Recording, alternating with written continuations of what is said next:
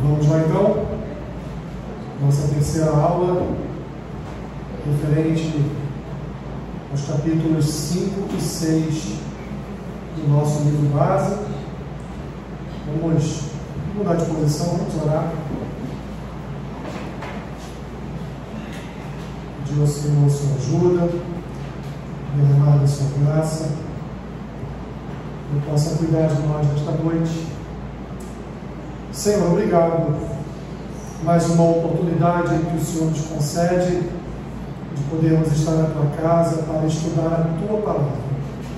Aqueles, Senhor, que ainda estão a caminho, que o Senhor os traga debaixo da tua graça e proteção. Da mesma forma, nós que estamos aqui, que o Senhor também nos guarde debaixo da tua graça e proteção. Fala conosco nessa noite, ministra sobre nós a tua palavra. É o que te pedimos, Senhor, e oramos assim em nome de Jesus. Amém.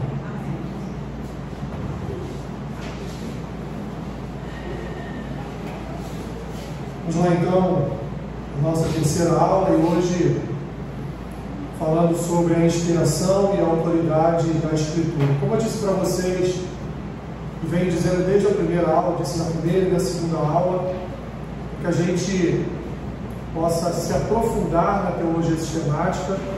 Nós temos uma introdução, nós precisamos, num primeiro momento, estudar as suas bases, precisamos firmar os nossos alicerces, e só firmaremos os nossos alicerces se passarmos, como nós já passamos,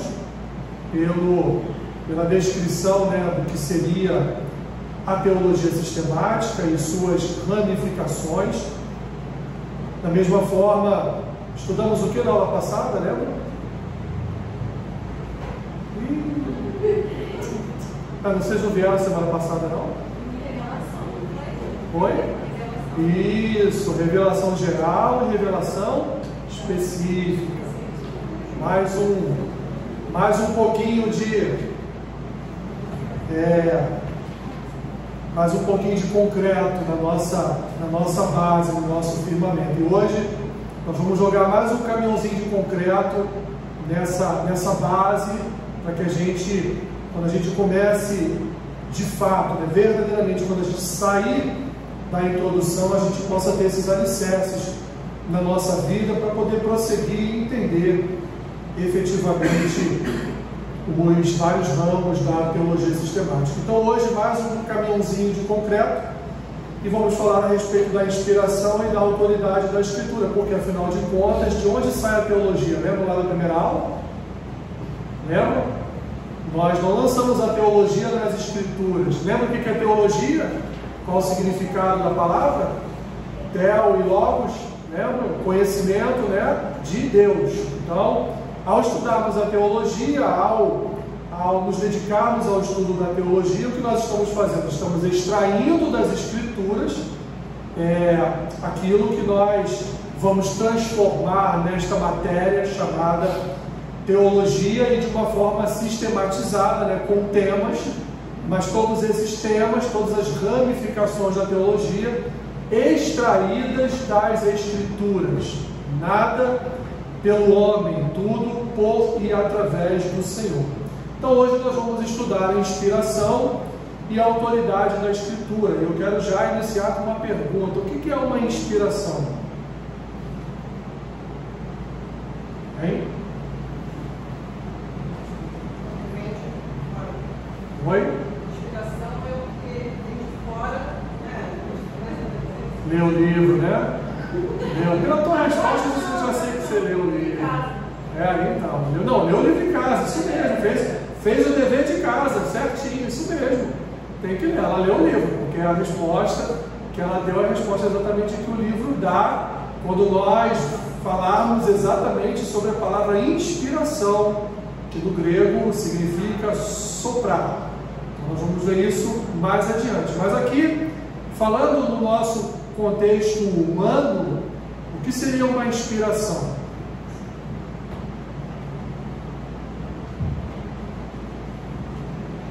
Nunca escreveram uma cartinha de amor para o marido, para o namorado, Poxa, eu olho para você, você me inspira, Você traz. Oi? O que é? Fala, Salsa, não tem Você responder. está sentindo e você bota no papel. Leva você. Ou você palavras, escritura, ingeste. É algo que você está sentindo e isso é transformado, né, em algo que quando a gente lê ou quando a gente observa, diz, nossa, estava inspirada hoje, Samanta, caramba, né? Então é algo que brota no nosso coração, isso, minhas irmãs e meus irmãos, dentro de um contexto da palavra inspiração, o significado dela no nosso português, né? Então, inspiração para nós, falando da nossa língua, é algo que de fato brota do nosso coração e é transformado ali no escrito, numa obra de arte, numa pintura. Nos 2 gols que o Pedro fez no final de semana agora, estava inspirado, né? Fez 2 gols. Então, assim, são coisas que fluem e levam a pessoa a um ato que não é um ato corriqueiro, é algo assim que é esporádico, é fruto mesmo de uma coisa que acontece no nosso coração, que nos inspira, traz uma imaginação fértil para nós, e a gente então expõe aquilo ali em alguma coisa que vai ser objeto de ser visto por alguém. Então isso é uma inspiração, né? E o que é autoridade?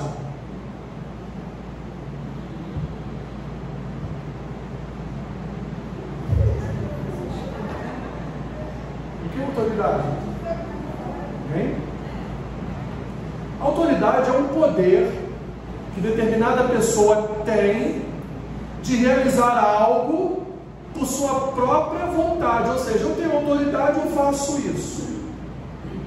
Então, assim, não vou responder nem politicamente, nem cientificamente. Vamos aqui trazendo uma resposta com a conotação da palavra, né? Então, autoridade é um poder que a pessoa tem de fazer alguma coisa, algo que ela possa fazer segundo essa sua autoridade, né? Por exemplo, pai e mãe têm autoridade sobre o filho? Pelo menos deveria ter, né? Pelo menos deveria ter, não é verdade? Um governante tem autoridade sobre o povo? Tem, ele governa o povo. Ele foi eleito para estar governando aquele povo. Um árbitro numa partida de futebol, qual é a autoridade que ele possui? A autoridade de seguir as regras, não é? E aplicar aquelas regras em campo, doer quem doer. Ele é a autoridade ali, é ele que manda no negócio. É isso? Então isso é autoridade, é um poder que alguém tem de realizar um ato, de realizar alguma coisa, segundo o poder que lhe foi conferido por alguma coisa, por uma lei, por uma eleição, por uma comissão de arbitragem, nós chamamos aqui de árbitro, né? E biblicamente, né, a autoridade do pai e da mãe sobre seus filhos. Dito isto, meus irmãos, vamos agora transformar essas 2 palavras aqui em algo divino. O que é inspiração segundo as Escrituras? Exatamente aquela resposta que a ele deu. Exatamente. A palavra inspiração, nós vamos fazer a leitura já da segunda carta de Paulo a Timóteo. A palavra inspiração no grego é theopneustos, que significa soprada.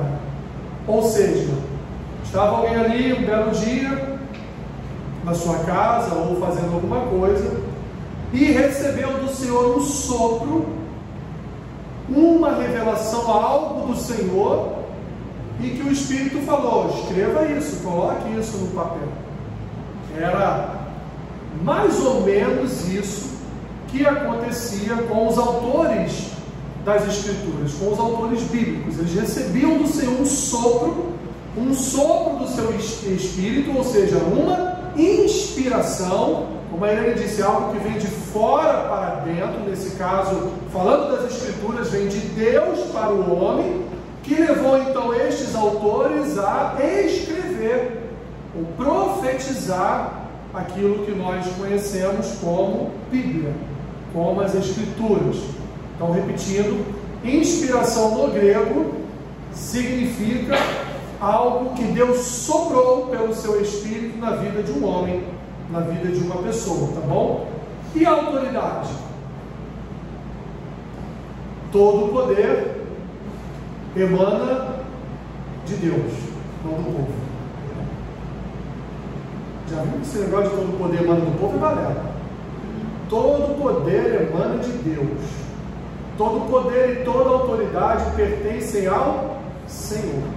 Ele é rei, ele é Senhor, ele criou, ele sustenta, ele formou, ele guia, ele cunhou com as suas próprias mãos todas as coisas, ele deu forma e vida a todas as coisas, e ele faz o quê? Ele sustenta todas as coisas com o poder da sua mão, ou seja, com a sua autoridade, com o seu poder. Então já vimos inspiração e autoridade no contexto nosso, de sociedade, e vimos agora inspiração e autoridade no contexto da palavra, no contexto das Escrituras. O que essas duas palavras têm a ver, portanto, com a Bíblia, com a Escritura? Tem a ver que em torno de 40 autores receberam do Senhor em determinado momento de tempo, época, história, cultura, sociedade, passando por tribulação ou não, eles receberam do Senhor inspiração, um sopro, e este sopro veio sobre a vida deles, veio sobre o coração deles, e foi transformado em quê? Em textos, em livros. Portanto, podemos afirmar que as Escrituras são o quê? A palavra de quem? Dos 40 autores que eles escreveram, não é? Não, ela é a palavra de Deus, porque é esta palavra, em que pese homens terem sentado e escrito, mas essa palavra não foi inspirada por eles, esta palavra foi inspirada por Deus, pelo Espírito do Senhor. Melhor dizendo, ela foi soprada pelo Espírito de Deus sobre a vida destes homens.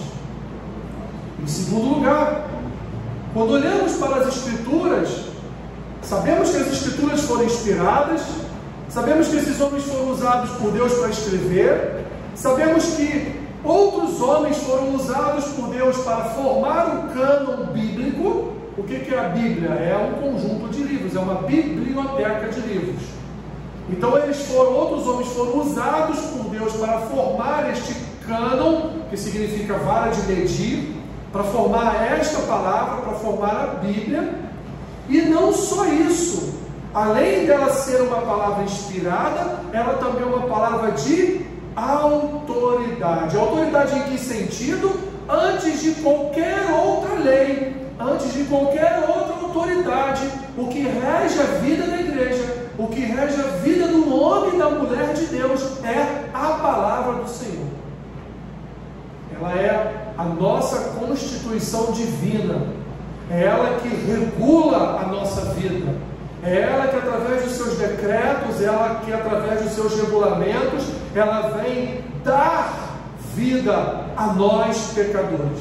Através dela nós conhecemos a Deus, conhecemos a Cristo, conhecemos ao Espírito, conhecemos a nós mesmos. Através dela nós sabemos o que Deus fez, o que Cristo fez, o que o Espírito faz. Através dela nós sabemos que há esperança para o que se encontra perdido, porque Jesus veio para resgatar os que estavam doentes, os que estavam perdidos, e levá-los para onde? Levá-los para uma futura vida eterna. Então, quem é que nos apresenta essa história?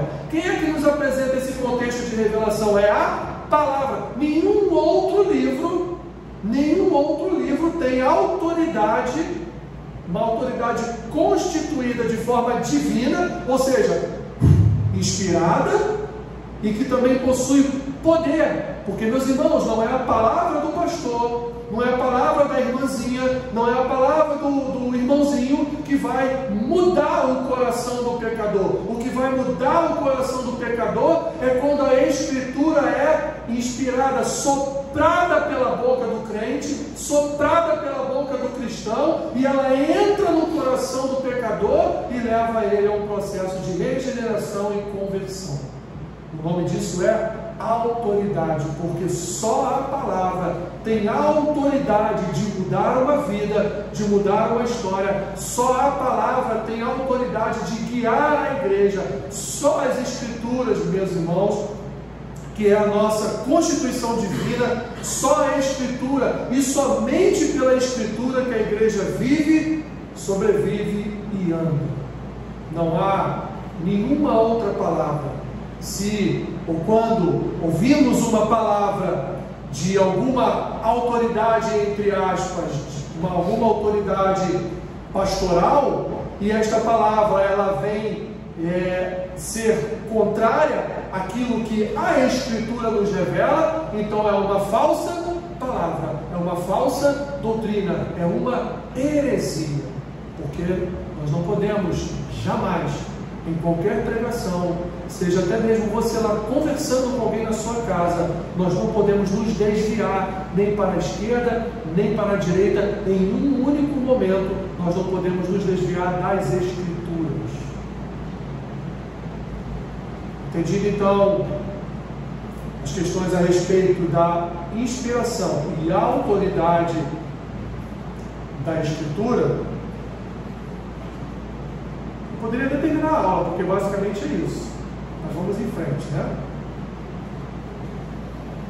A Escritura então é o quê? É a autoridade de Deus sobre a igreja. A Bíblia é a autoridade maior sobre a igreja. Culto que não tem palavra não é culto. Não cultuou a Deus. Igreja que não trabalha principalmente com a palavra não pode ser chamada de igreja. É seita, é qualquer outra coisa, é um clube social, é um Rotary, é qualquer outra coisa, mas não pode ser chamada de igreja, porque o centro do culto é a palavra. A palavra é que move o dia a dia da igreja.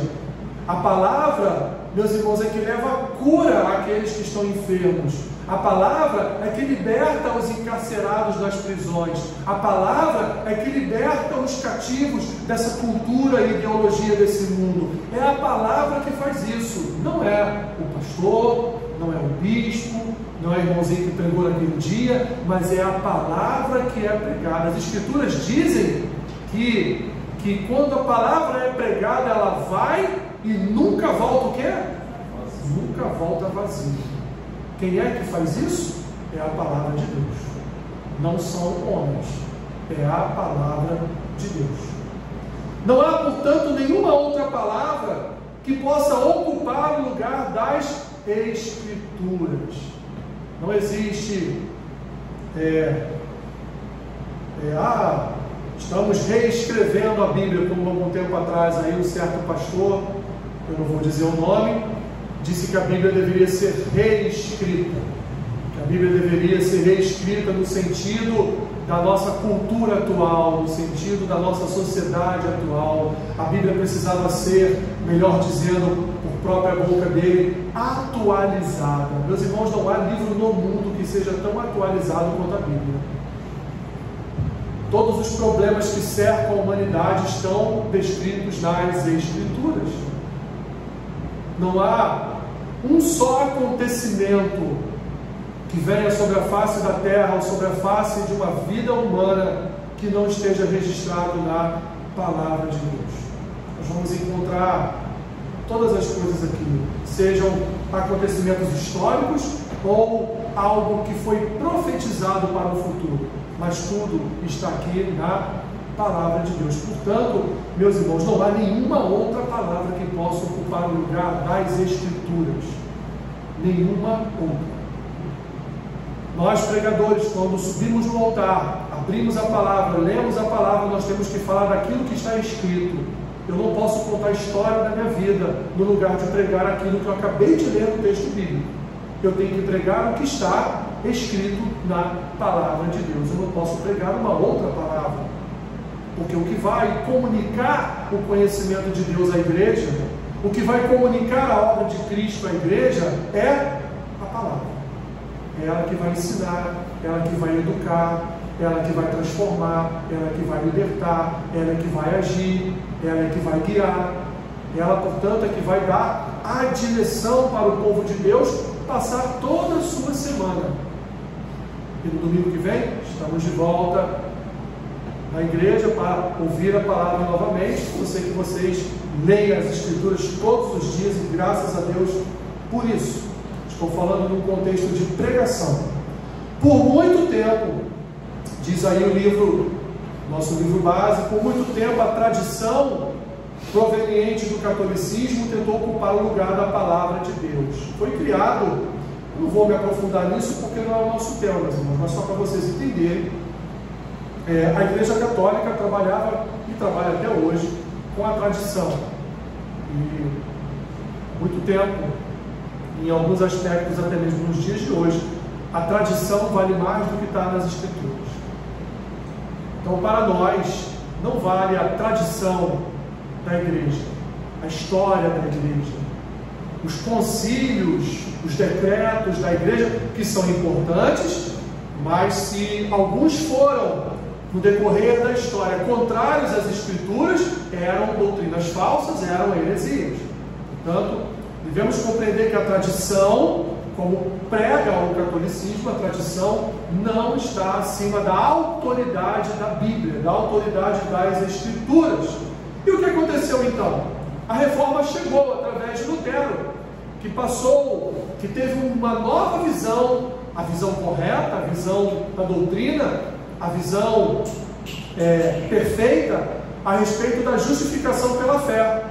E ele então viu que tudo aquilo que ele aprendeu no catolicismo, oriundo da tradição e oriundo de uma interpretação equivocada do texto bíblico, ele acordou, as escamas caíram dos seus olhos, e ali então nós tivemos o início da reforma protestante. Não só Lutero, mas outros reformadores também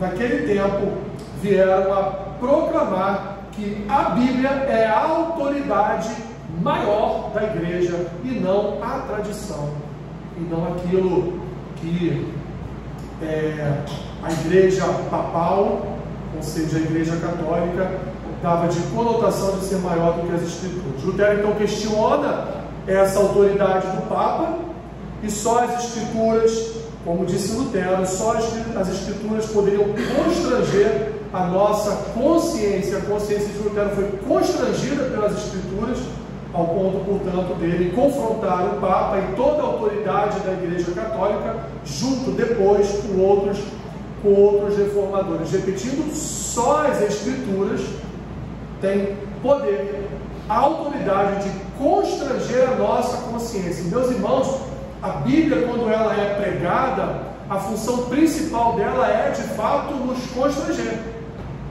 A função principal dela é confrontar o nosso coração pecador. A função principal das Escrituras é exortar, é corrigir, é ensinar a andarmos na direção que é correta, ou melhor dizendo, na direção perfeita. Portanto, nós não podemos nos furtar de entender que a Escritura, ela muda a nossa consciência, ela muda o nosso pensamento. Foi ela que transformou a nossa vida e a nossa história. E é desse contexto de Escritura, de somente pela Escritura, que um dos solas foi criado, que é o sola Escritura, ou seja, somente a Escritura. A Escritura que tem autoridade sobre a Igreja.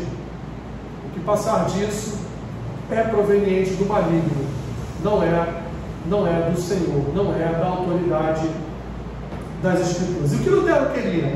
Lutero queria, na verdade, que todos tivessem acesso às Escrituras, porque para ele, meus irmãos, só as Escrituras têm autoridade sobre a igreja. Aliás, para a igreja, só as Escrituras têm autoridade sobre si mesma.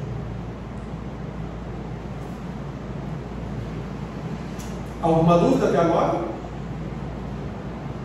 Nenhuma? Bom, vamos em frente então. Autoria e autoridade.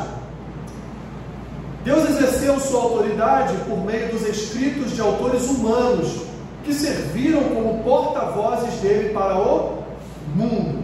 Ou seja, Deus poderia pegar um caco de cerâmica, uma pedra, mais para frente um papiro, Deus poderia, com a sua própria mão, como ele fez lá nos 10 mandamentos, esculpir em algum lugar as Escrituras? Ele poderia, né? Mas nós, meus irmãos, nós somos agentes da inspiração do Senhor. Nós somos agentes da autoridade de Deus.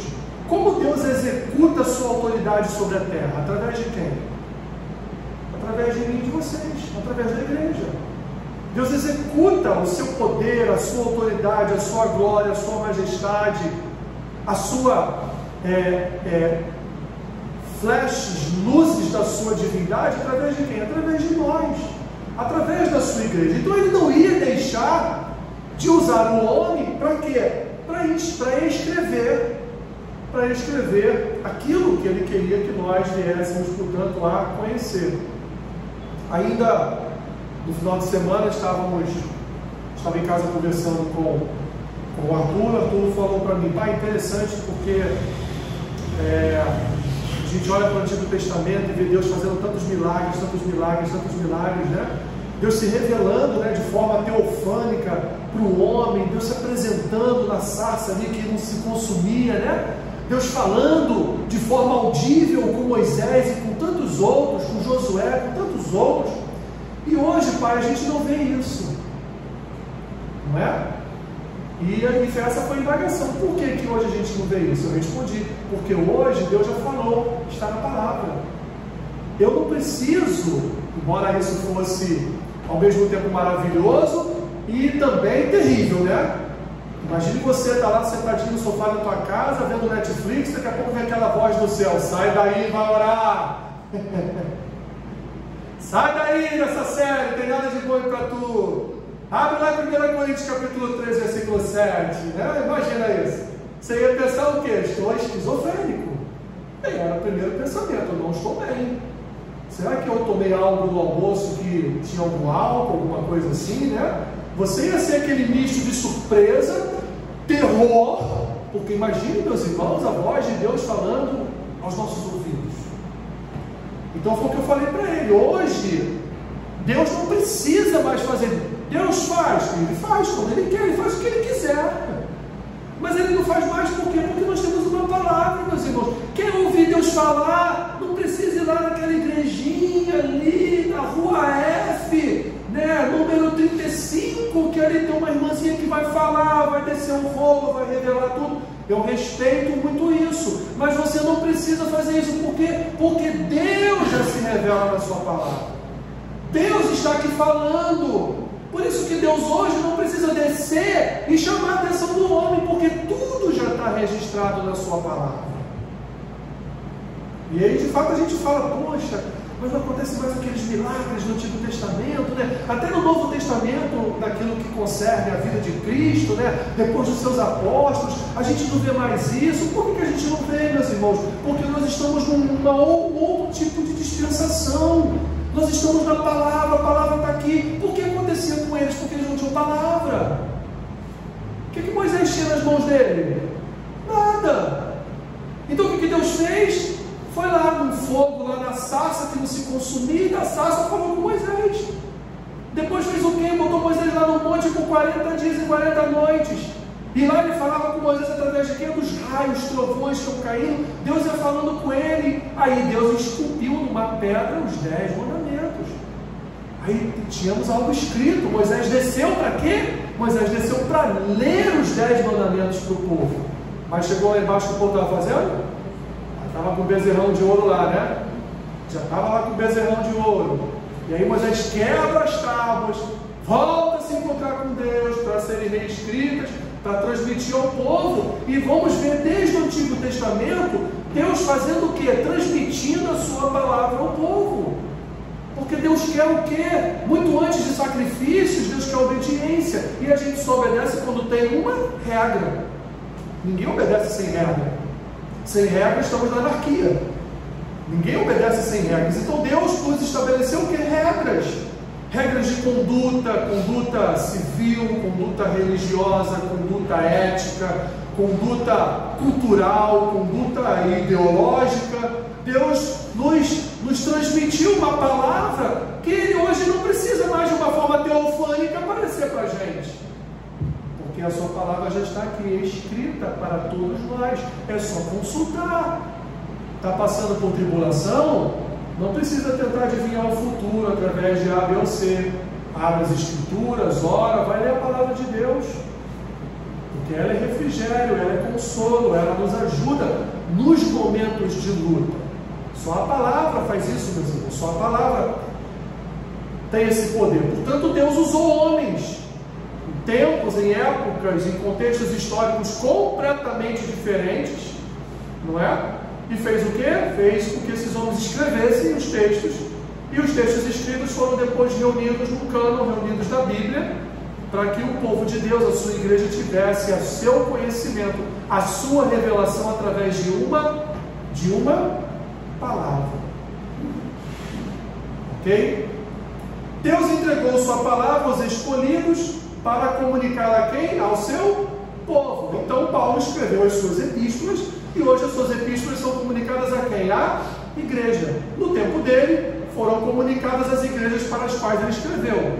No nosso tempo é comunicado a todas as igrejas, porque tudo que Paulo escreveu para todas as igrejas serve para nós em todos os contextos que nós possamos imaginar, em todo e qualquer tipo de igreja. E por isso as cartas precisam ser pregadas, lidas em culto, feita ali a pregação em cima daquela palavra, em cima de cada epístola, em cima de cada texto do apóstolo Paulo, do apóstolo Pedro, de Tiago, de João e de tantos outros escritos que estão aqui registrados nas escrituras. E olha que algo interessante. Quando você entra numa biblioteca, o que você vê lá na biblioteca? Você vê lá várias estantes, não é isso? Várias estantes. Cada uma daquelas estantes você tem um nomezinho lá embaixo, né? Você vê lá, matemática, história, ciências biológicas, né? Cultura geral, sociologia, psicologia, administração, direito, medicina, odontologia. Você vai lá, vai entrar na biblioteca. A biblioteca é formada por centenas e centenas de livros. Eu pergunto a vocês, esses livros comunicam algo a eles mesmos? Por exemplo, um livro de direito comunica algo a um livro de medicina? Não, né? Mas nós temos uma biblioteca em nossas mãos onde cada livro comunica algo a outro livro.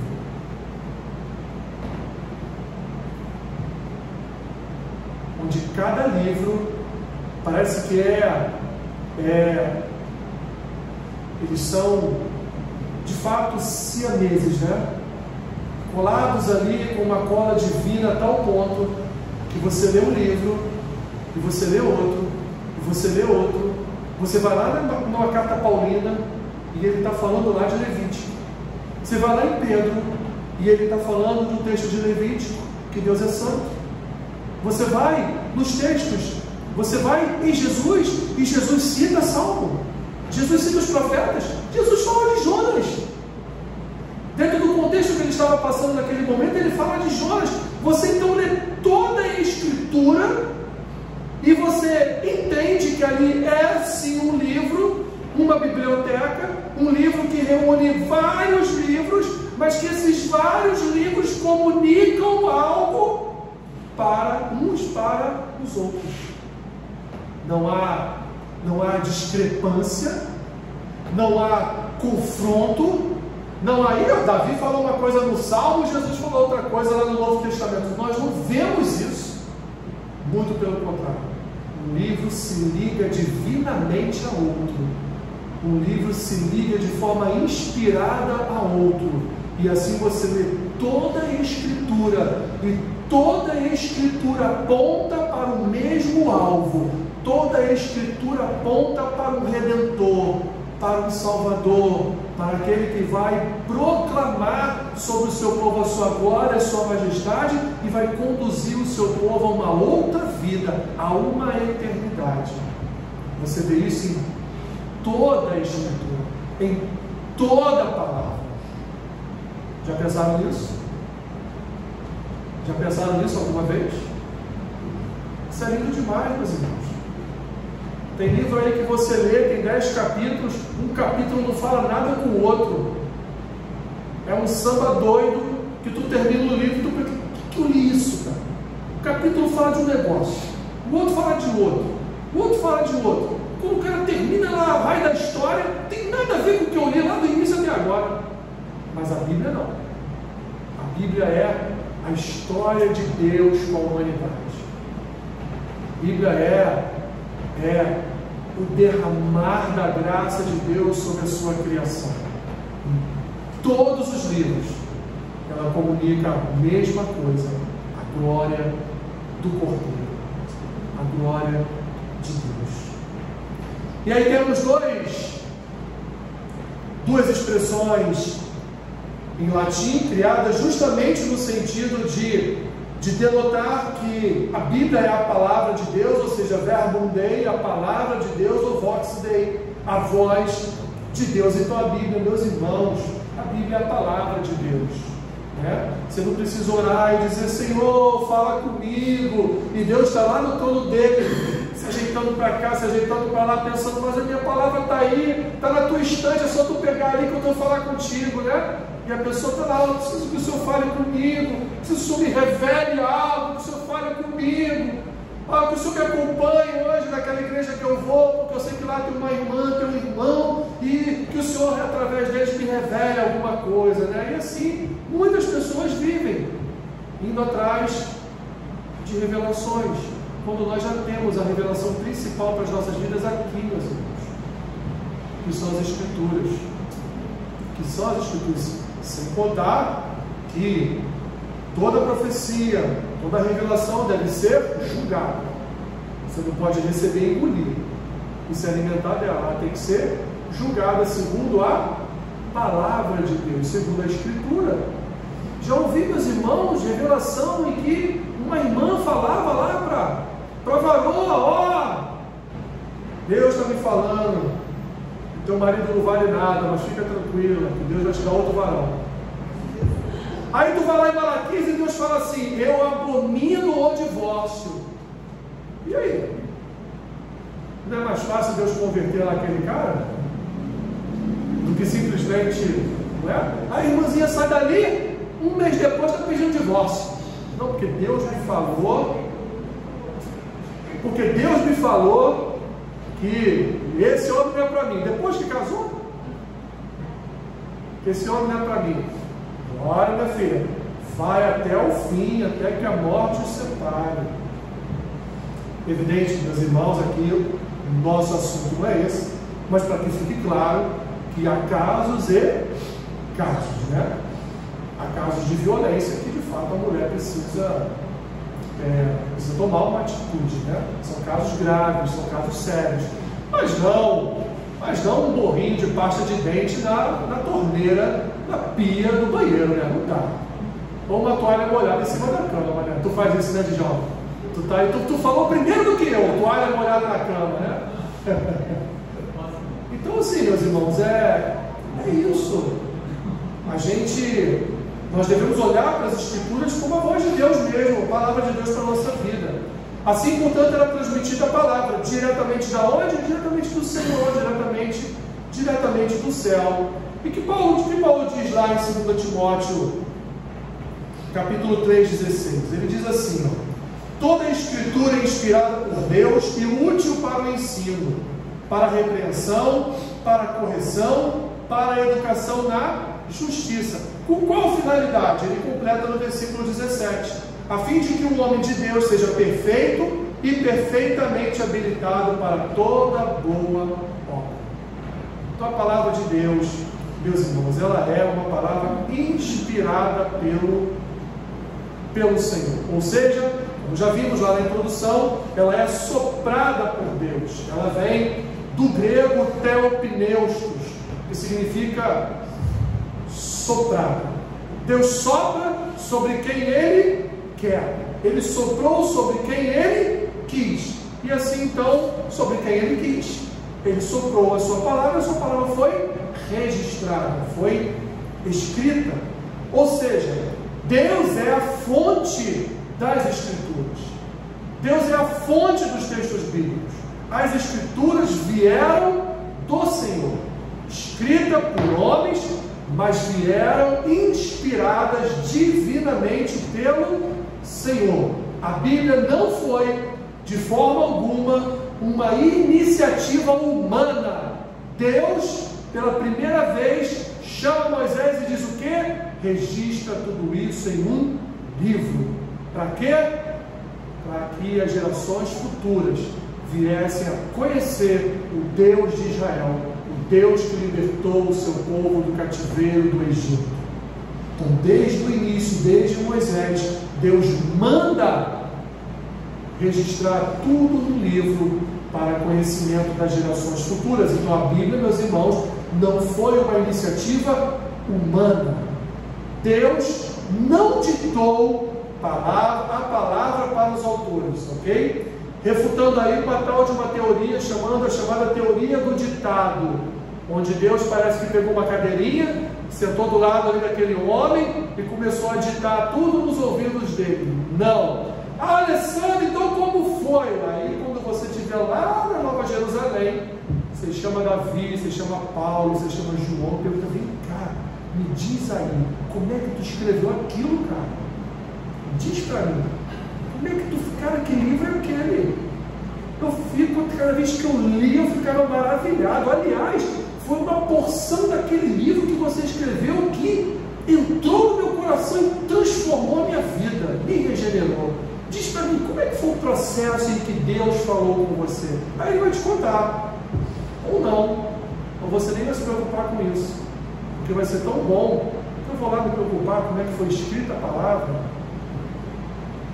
Vai ser tão maravilhoso estar diante do Senhor, porque eu vou estar diante do Verbo. A minha palavra na Nova Jerusalém não será mais esta palavra. Será o próprio Verbo ali diante de todos nós. Diante de todos nós. Deus então ele não ditou a palavra para os autores, refutando assim a teoria do ditado. Cada palavra é inspirada por Deus. Esses homens recebiam de alguma forma em seus corações, e ali então, meus irmãos, eles sentavam e escreviam. Como Paulo, por exemplo, Paulo conhecia os problemas das igrejas, mas também conhecia as virtudes das igrejas. Então Paulo escrevia para as igrejas, olha, você tem virtudes, você é boa nisso, nisso, nisso, mas você tem defeitos, você precisa melhorar, porque você está defeituosa nisso, nisso, nisso. Paulo sentava, e aquilo que ele aprendeu divinamente do Senhor, ele colocava no papel. Era ali um momento, de fato, de uma inspiração divina sobre a vida dele. O Espírito Santo vinha sobre ele, mas não era o Espírito Santo que escrevia. Era Paulo que escrevia, era João que escrevia, foi Tiago que escreveu, mas inspirados pelo Senhor. A Bíblia, portanto, meus irmãos, ela é a incorporação real da revelação divina. Botei até um quadrinho ali que você vai ver que é Paulo, está ali escrevendo, né? E tem aquele, que criança brinca muito, né? Aquela latinha com o barbante, né? Ligada a uma outra latinha com barbante, aí lá do outro lado do quintal, oi fulano, oi Irene, tá me ouvindo? Tô te ouvindo sim, né? Exatamente, já brincamos muito disso, né? Hoje as crianças, o negócio deles hoje é Playstation, né? Não sabem o que é uma brincadeira de verdade. Então a Bíblia ela é a incorporação real da revelação divina, e não era dessa forma, né? Não havia ali uma comunicação de latinha com latinha com Deus. Deus trazia a sua inspiração sobre cada um desses homens. Dúvidas? Dou-lhe uma, dou-lhe duas. Dou-lhe três. Infalibilidade e inerrância. Vimos inspiração e autoridade. Agora no capítulo 6, nós vamos ver infalibilidade e inerrância. O que é infalibilidade? É algo que é infalível, né? Que não falha nunca. E o que é inerrância? Que não erra, né? Que não é errar. Mas nós tivemos, meus irmãos, na história das Escrituras, nós tivemos um problema que eu também não vou entrar a fundo, que também não é o nosso tema principal, mas nós tivemos um problema com a tal da alta crítica. O que era a alta crítica? A alta crítica era e tinha como objetivo, como está ali, analisar minuciosamente as obras literárias. Até aí bacana, né? Porque, poxa, que legal. Eles vão pegar as escrituras, tudo aquilo que tem já escrito, e vão analisar o quê? Minuciosamente, né? Que bom. Aí vem um problema. Expondo características que indicam que elas foram compostas por outros métodos e autores do que os tradicionalmente aceitos. Por exemplo, não, essa epístola de Paulo aos Coríntios não foi escrita por Paulo, não é bem assim. Eu posso, de acordo com algumas palavras, eu posso dizer que 1 Coríntios está muito parecida com a epístola de Tiago. Olha, pode ter sido Tiago que escreveu. Vamos estudar minuciosamente se foi Paulo mesmo que escreveu. Vou dar um exemplo a vocês. Os da alta crítica consideram que o livro do profeta Isaías não é uma profecia de Isaías, que o Pentateuco não foi escrito por Moisés, que tanto o Pentateuco quanto a profecia de Isaías era um conjunto de manuscritos soltos que juntaram, formaram ali as profecias de Isaías, formaram ali o Pentateuco, mas que na verdade não foi nem Moisés nem Isaías que foram inspirados como autores destes livros. É isso que a autocrítica diz. Baseada em quê? Baseado nesses estudos minuciosos que eles fazem, né? Tentando, de fato, meus irmãos, tentando trazer as escrituras um aspecto de falha, de erro, ok? E o que é oriundo da alta crítica é o liberalismo teológico. Isso vocês já ouviram falar bem sobre os liberais, sobre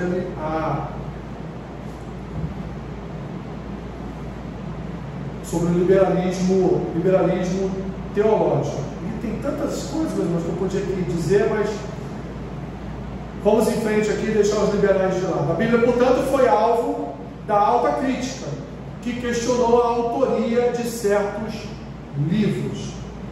Isso, meus irmãos, o autor do livro fala disso por quê? Porque para ele falar da infalibilidade e inerrância, ele tem que apontar aqueles que dizem que a Bíblia tem falhas e tem erros.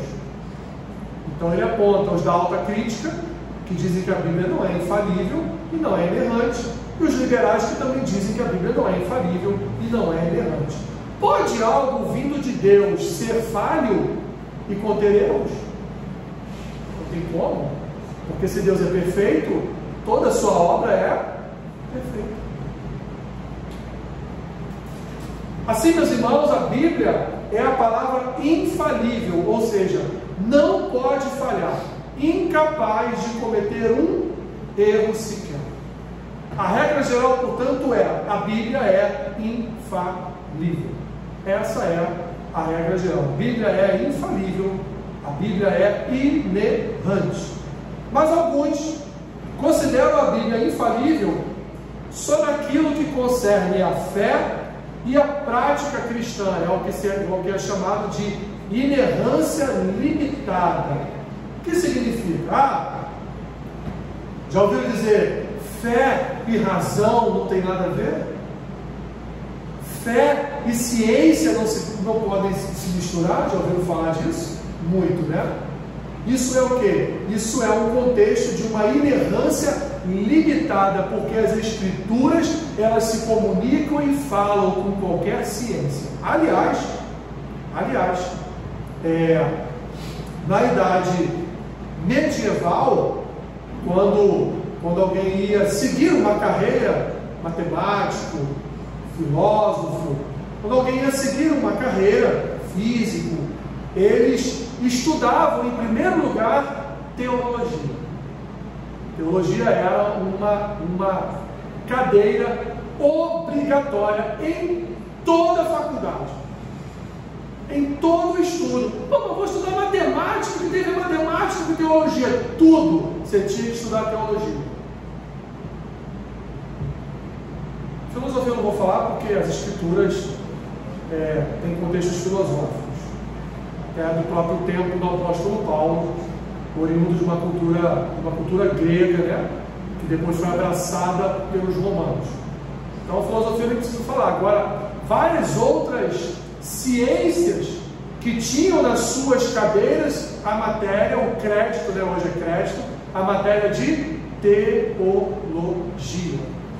Porque se entendia que todas as ciências, isso foi algo explorado pelos reformadores inclusive, todas as ciências eram oriundas de quem? De Deus. Com o passar do tempo, com o advento do racionalismo filosófico, científico, e esta barreira, esta bênção, melhor dizendo, foi sendo ali então quebrada. Foram se colocando barreiras no entendimento, na ligação entre fé e ciência, e entre fé e prática cristã e os contextos gerais da nossa vida. Abra suas Bíblias aí em Mateus capítulo 5, versículo 19.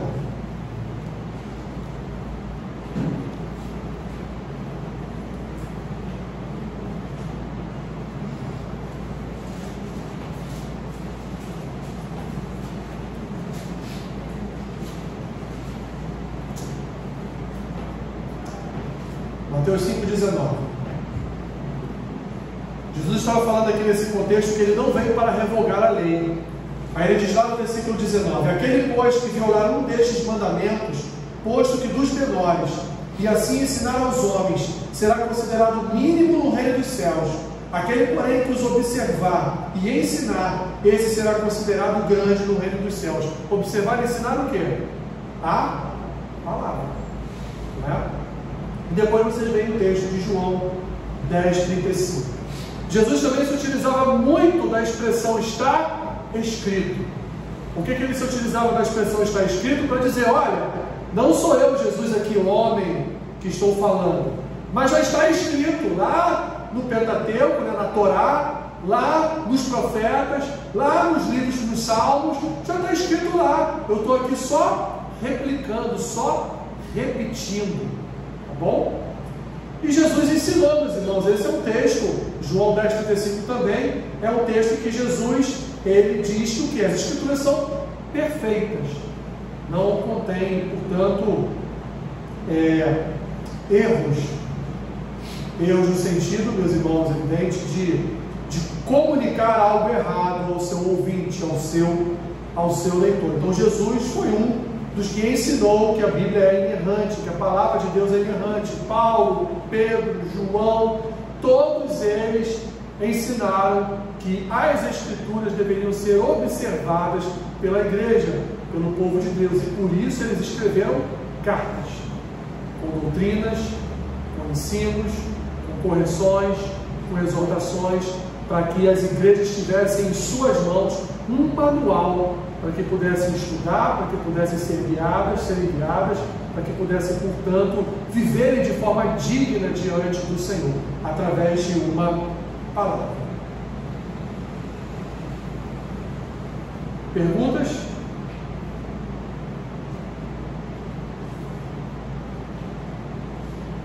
Não?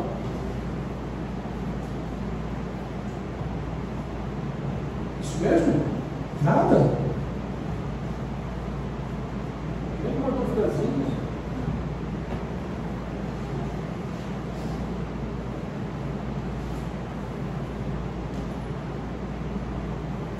Nada.